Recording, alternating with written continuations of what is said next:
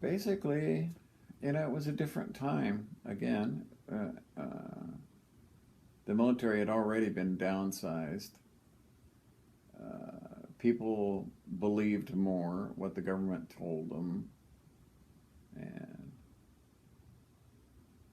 basically the story went away. It wasn't dredged up until many years later, and then which it caught the Air Force off guard because they hadn't been practicing or preparing, and they just stumbled through it again and again and again, coming up with, well, first it's this, and then it's this, and then it's this. You know what I mean? And some UFO documentaries will simply try to refute the information. And those are the ones that I pay attention to.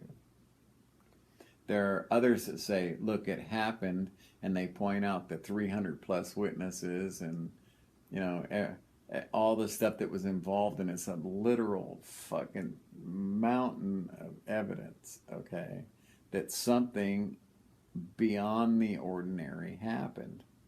And if the head of the base told him, yeah, it's okay, go, tell this guy, that we've captured a flying saucer and it's okay to put it in the newspaper or to put it on on the radio. Wow. I mean, right? See, that mistake number one right there. Because he assumed, like I would assume, and any normal, sane, rational person would assume, that this is the biggest news in the history of mankind and the world needs to know about it now. No. So, the two kinds of shows. Well, okay, you have the show that says, well, look at this I-beam. You see the strange writing? Look what it says when we do this. It says video. See that? Right? And basically, it's not the same printing, okay? It was just an example of what it might have been. And so right there, it's deceptive. Or the Mylar, okay? And they show the Mylar where they crinkle it and they let it go and it goes and pops back out again. But it's still got wrinkles in it. Nobody mentioned anything about wrinkles remaining in the material. They said it was absolutely smooth after being crushed. Mylar doesn't do that. Mylar forms little stress wrinkles that stay there. Okay? Number two. Many people tried to burn this metal. Okay? Many examples of witnesses on record, including military personnel, that tried to burn this material and it wouldn't burn. I can tell you right now that if you take a thin piece of Mylar and you put it over an open flame, you're going to know that it's Mylar. So you have the shows where they explain that, look, this is what Mylar does. It couldn't have been, all right. And then you have the other shows that say, no, it was absolutely this. And then it's mogul. Well, but the dates don't line up. I mean, it's just one thing after another. They just tripped over themselves and they forgot about logic. Okay? Logic is the fact that this was the only nuclear bomber base in the world at the time, that the head intelligence officer for the base, who was a trained radar guy, couldn't tell the difference between a flying saucer, a vehicle from another civilization, and a radiosome that they showed laying on the floor with the Mylar and the sticks.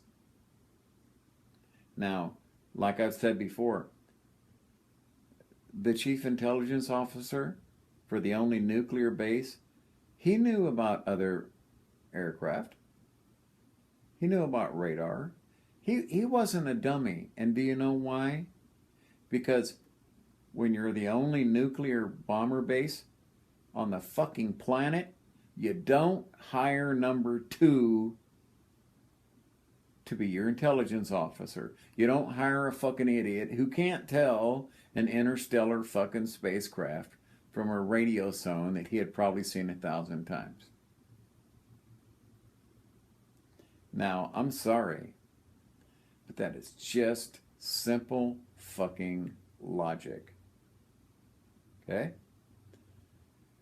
All that material, all the witnesses, the coroner, all the stuff that when you start adding up the evidence, the fact that all the material was put on special planes and flown to Wright, what? You see, when you look at the evidence, there is really only one thing you can conclude, and that was that they either shot down or accidentally crashed these craft because they were testing a new type of radar at that time.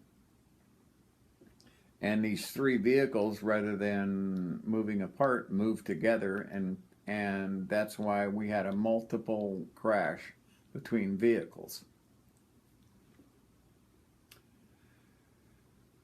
Second alternative to that I've given lots of thought to was that the two vehicles that were involved might not have been the same species of gray. They may not have been socially compatible. They may not have the same, agenda that the other ones do. Because I can tell you there are races out there that look at us as a virus and they have the right to do that. They see that our hobby is murder and killing and that we watch murder as entertainment. They are absolutely right in looking at us with fear, especially if you're millions of years more advanced than us. You're looking at us like we are fucking dangerous. And we are, but it's not humans that are dangerous. It's the fucking system. Okay? So that's that. Okay? Roswell started it. It has the most evidence, the most witnesses, the most convincing scenario, if there ever was one. Okay? And the Air Force helped. When they did their own report, it came back and, and basically it went to the head of the Air Force who looked at it and it said that, some of these sightings are obviously real. The only explanation is that they are intelligently controlled and most likely alien and from another civilization. And the guy he couldn't fucking handle it. He said he wouldn't accept that report and he just fucking shit-canned it. And from there the secrecy started growing, and secrecy breeds secrecy. You start out with a little bit and next thing you know it's fucking 50 feet deep shit. So it's caused I feel it's caused 100 years worth of lost advancement to our planet, and maybe has caused the end of the planet. Because if they ever do, when we finally realize, holy fuck, this is coming to an end. Look at the methane, and when it's already too fucking late, they may come out with the technology and say, well, here's unlimited power, we can fix things. I don't know. Okay? I think they're soulless bastards, to tell you the truth. And everybody plays along to keep their job and their lives. That's what I think. And that, we're stuck, headed down this road full speed, foot to the floor. And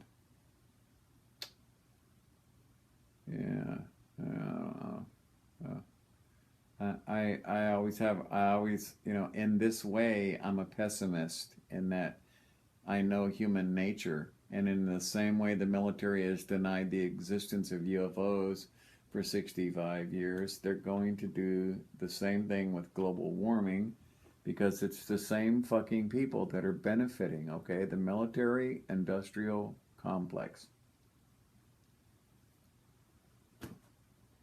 And it's not going to stop because they're not going to stop. Because they're all riding the fucking beast, okay? And they can't get off.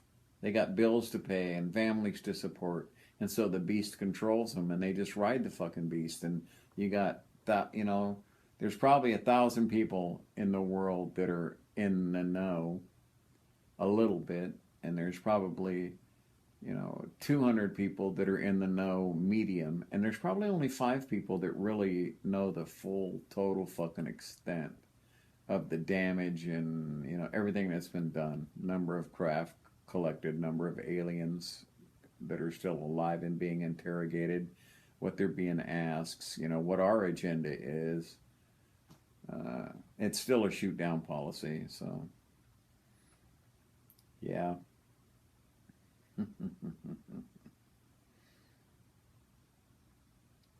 Roswell, the great great grandfather of it all. You know what I mean? And there's just so much evidence. It's absolutely staggering the amount of evidence. I mean, people have tried to put it in book form before, but there's so much that you still have to edit your book because there's it'd just be too much. So anyway, logic. Okay, just remember that the chief intelligence officer for the only nuclear bomber base in the world was called an idiot by General Ramey in front of the public. Okay, and the look on his face in that picture looks like it. He doesn't look comfortable. Plus, Ramey would have never thought in a million years that we would have had technology that could have actually translated and looked at that letter that he had in his hand, okay, and seen what it said. Not in a million years would he think that technology was coming, okay? But that letter has been, shown to talk about the discs and survivors and everything else. So, anyway, I bought enough time.